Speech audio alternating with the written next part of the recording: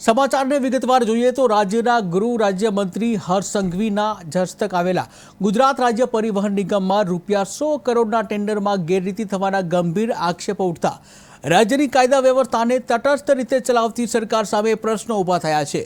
રાજેન્દ્રભાઈ પરમાર દ્વારા પુરાવા સાથે આ ટેન્ડર પ્રક્રિયામાં ભ્રષ્ટાચાર થયાનું જાહેર કરીને લીગલ નોટિસ પાઠવાયા છતાં પણ આજે સુધી કોઈ જવાબ મળ્યો નથી।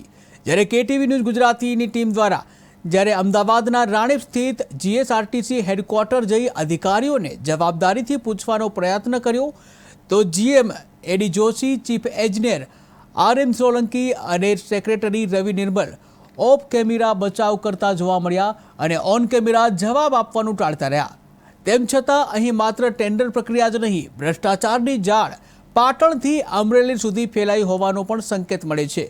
ત્યારે હવે સૌથી મોટો સવાલ એ છે કે શું આ ₹100 કરોડના ગોટાળાની નિષ્પક્ષ તપાસ થશે કે પછી આ મુદ્દો પણ બાકીના મોઢાબંધી કરાયેલી ઘટનાઓ જેવી જ દફનાવાઈ જશે?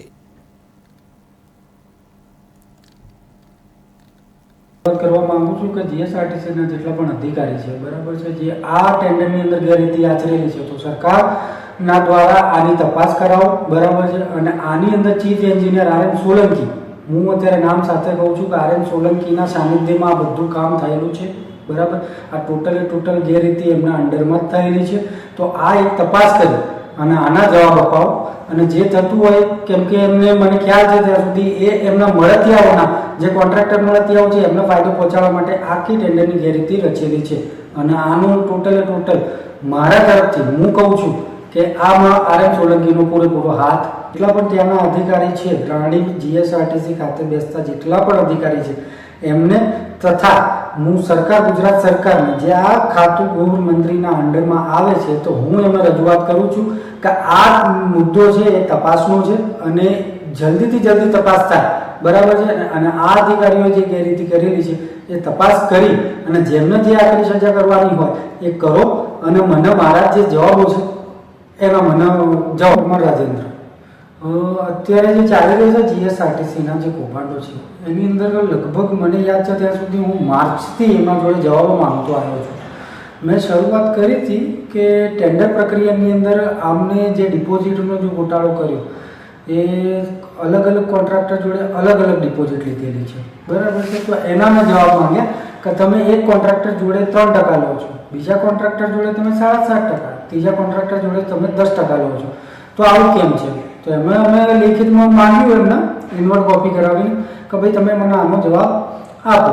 તો એમને મને જવાબ આપેલો છે તો એ રીતે કે કોરોનાના ટાઈમના લીધે અમે જે કોન્ટ્રાક્ટરો અમને મૌખિક રજૂઆત કરી છે તો એમને કંઈક ફાયદો પહોંચાડવા માટે કે એમને સહુલિયત મળી શકે એના માટે એમને કે મૌખિક રજૂઆતના કારણે અમે આ રીતે કરેલું છે। તો અમે એના ઉપર બીજો સવાલ પૂછ્યો, જો તમે મૌખિક રજૂઆતના સરકારમાં ચલાવી લેશો, બરાબર, તો આ રજૂઆતના બધા કોન્ટ્રાક્ટરને જાણ કેમ નથી? હવે મારે આ ગેરરીતિ પકડવાનું કારણ એ રહ્યું હતું કે એ વસ્તુની જાણ અમને નથી। કેમ? કારણ કે હું બી સિવિલના કોન્ટ્રાક્ટ લઉં છું પણ સબલેટરની અંદર લઉં છું, બરાબર છે। જે અમારી જોડે જે કોન્ટ્રાક્ટર એસોસિએશન છે એમને આ વસ્તુની કોઈને જાણ નથી, એટલે જાણવા એ મળ્યું કે અંદરના જે કોન્ટ્રાક્ટરો છે જે મળતિયા, બરાબર, એમના ફાયદા કરવા માટે એમને આ કારણ રજૂઆત કરી કે ભાઈ આ રીતે અમે કામ કરેલું છે, ઠીક છે। ત્યાર પછી અમે કીધું કે ભાઈ તમે ચલો કંઈ વાંધો નહીં, તમે એ રીતે લીધેલું છે તો આનું કંઈ પરિપત્ર એટલે કે હા, અમને સીએમની નોટિફિકેશન આવેલી હતી, સીએમ દ્વારા અમને મેલ કરવામાં આવેલો હતો કે કોરોનામાં જે પણ અમને કંઈક નુકસાન થયેલું હોય કે કોઈને સહુલિયત મળવાની હોય તો એ તમે આ કરી શકો, પણ એ પરિપત્ર 31/3/2024 સુધીનો છે, બરાબર। તો મેં કીધું ત્યાર પછીનું શું? ત્યાર પછી તમે આના ટેન્ડરની પ્રક્રિયામાં તો ગેરરીતિ એમને આચરેલી જ છે ને, બરાબર। તો અમે પછી બીજા સવાલો પૂછ્યા કરે, જેમ કે એમને કીધેલું છે કે ભાઈ B1 અને SBD એવા એક કોન્ટ્રાક્ટ હોય છે, તમે જે પ્રમાણે ટેન્ડરની પ્રક્રિયા ભરો, બરાબર, એ પ્રમાણે એમના કોન્ટ્રાક્ટને રજૂઆત કરી। SBD એટલે સ્ટાન્ડર્ડ બિલ ડોક્યુમેન્ટેશન કહેવાય એમને, અને B1નું એમનું એક અગ્રીમેન્ટ હોય છે। પણ અમુક જગ્યાએ અમે જોવામાં આવેલું છે કે અમુક જગ્યાએ કીધેલું છે કે ભાઈ B1 કરવાનું છે, જેમ કે દાખલા તરીકે તમને હું આપું તો 6.5 કરોડનું તમે નરોડાનું ટેન્ડર ભરેલું છે, બરાબર છે।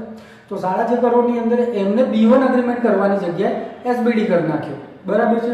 સાવલીની અંદર એમને B1ની જગ્યાએ એમને કરી નાખ્યો SBD। પ્રાંતિજની અંદર બી આવા ઘણા કરે એવા ટેન્ડર છે, લગભગ 35 કરોડના એવા ટેન્ડર છે કે જેની અંદર એમને કરવાનો હતો B1 અગ્રીમેન્ટ અને કરી દીધો છે SBD।